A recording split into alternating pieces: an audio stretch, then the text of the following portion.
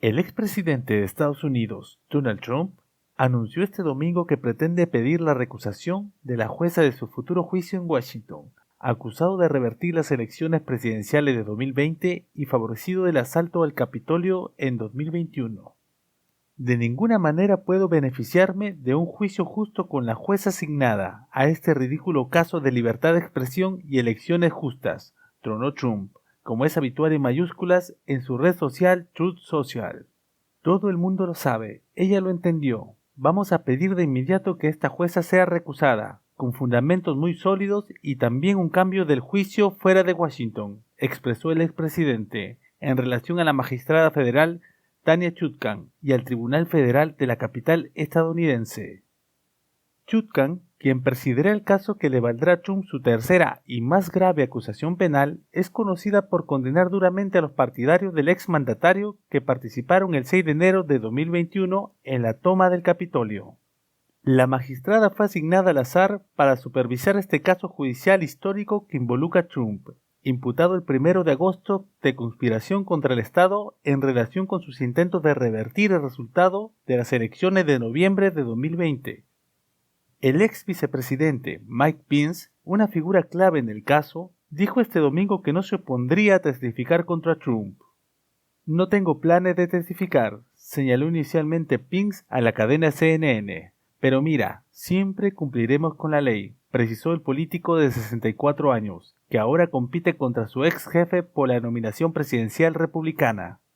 En víspera de la sesión conjunta del Congreso del 6 de enero de 2021, Trump pidió a Pence que utilizara su posición para bloquear la certificación de la victoria electoral de Joe Biden. Cuando Pence se negó a hacerlo, Trump tuiteó que su vicepresidente no tenía valor. John Lauro, miembro del equipo legal de Trump, argumentó el domingo que las peticiones de Trump no eran órdenes y, por tanto, eran legales en virtud de las cláusulas de libertad de expresión de la Constitución. Trump se trasladó a Washington el 3 de agosto para declararse inocente de los 4 cargos que se le imputan. El 28 de agosto debería conocerse la fecha de su juicio. El fiscal especial Jack Smith, que condujo las investigaciones, pretende que el caso sea dirimido sin demora. Trump, favorito en las primarias del Partido Republicano para los comicios presidenciales de 2024, también ha sido acusado por la justicia federal por su presunto manejo negligente de documentos confidenciales de la Casa Blanca. El expresidente ha sido imputado, además, por la justicia del estado de New York, acusado de fraude contable relacionado con pagos para comprar el silencio de una ex actriz porno. Los juicios se llevarán a cabo en marzo y mayo de 2024. Donald Trump, acusado de conspiración. Finalmente, Donald Trump ha sido acusado de manera formal por su intento de revertir los resultados de la elección presidencial de 2020, después de una larga investigación que concluyó el trabajo histórico del Comité del Congreso sobre la insurrección del 6 de enero de 2021 en el Capitolio, y el testimonio de una larga lista de personas cercanas al propio Trump y a su Casa Blanca. El fiscal especial Jack Smith presentó 4 cargos de conspiración contra Trump. Los cargos posiblemente se extiendan a lo que Smith llamó 6 co-conspiradores, entre los que con toda seguridad está el equipo legal de Trump de aquel tiempo, encabezado por Rudolph Giuliani. La acusación contra Trump detalla de manera contundente 4 conspiraciones. Presenta evidencia de que Trump sabía que sus reclamos de fraude electoral eran falsos y aún así deliberadamente ignoró la verdad. Es decir, Trump diseminó falsos reclamos de fraude, a pesar de saber bien que eran engañados. De acuerdo con la evidencia recabada por Smith, Trump quiso impedir, obstruir y derrotar las funciones del gobierno federal en cuanto a las elecciones de 2020. A partir de aquella elección en noviembre, Trump y sus co-conspiradores repitieron teorías falsas, tratando de manipular a oficiales estatales. Presionaron al vicepresidente Pence para alterar de manera fraudulenta el resultado de la elección durante el proceso de certificación en el Congreso e incendiaron a la opinión pública sobre un fraude que, todos sabían a cabalidad, era absolutamente falso. Después de la erupción de violencia en el Capitolio, provocado por su insistencia en un fraude electoral inexistente, Trump explotó la violencia y el caos para tratar de, convencer a legisladores de que retrasaran el proceso de certificación, construyendo así la transición pacífica del poder presidencial, que ha sido la norma de Estados Unidos durante 250 años. En suma, dice Jack Smith en la acusación, Trump y sus co-conspiradores trataron de manera corrupta de impedir y obstruir la certificación de la elección, además de lastimar, oprimir, amenazar o intimidar a personas que ejercían su derecho constitucional de votar y de ver contado su voto. El documento de encauzamiento es implacable y merece una lectura detallada. Son solo 45 páginas. Recomendó ampliamente su lectura. Ahora, ¿cómo piensa defenderse Donald Trump?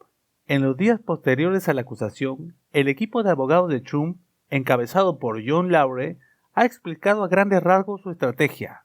Lo primero que intentará será retrasar el juicio lo más posible, con la esperanza de que se extienda hasta los tiempos propiamente electorales de 2024.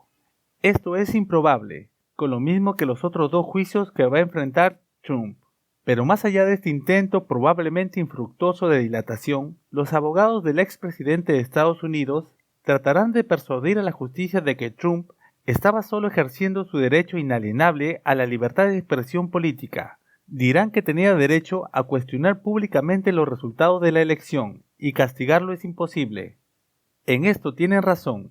El asunto es que la propia acusación así lo reconoce. Quizás anticipándose a esta posible defensa, Smith explica con claridad que el caso no cuestiona el derecho de Trump de poner en tela de juicio la elección.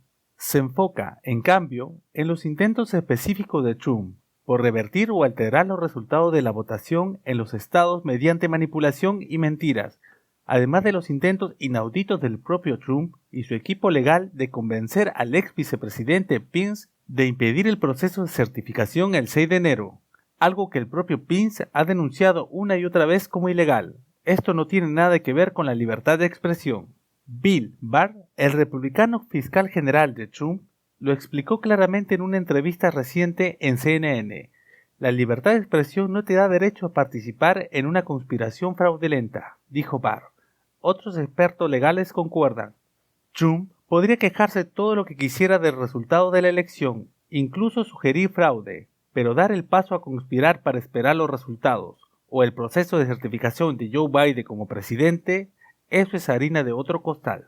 Por lo demás, quizás lo más importante de todo este proceso para Estados Unidos es que está ocurriendo y que Trump irá a juicio. En una obstinación narcisista, Trump ha contagiado a buena parte de la sociedad estadounidense de un virus terrible, el de la duda de la imparcialidad democrática.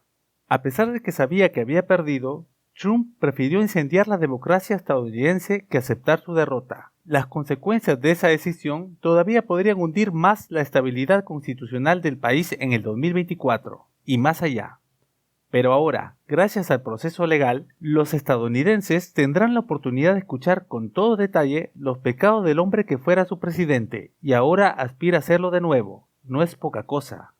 La defensa de Trump se aferra a la libertad de expresión para justificar el gran bulo electoral. La libertad de expresión. Este derecho va a jugar un papel clave en la defensa del expresidente de Estados Unidos Donald Trump, en el caso por el gran bulo en las elecciones de 2020. Sus abogados han dejado en claro que su estrategia pasa por argumentar que cuando el exmandatario denunciaba un fraude inexistente en aquellos comicios, lo creía de veras y lo hacía en todo su derecho de opinar.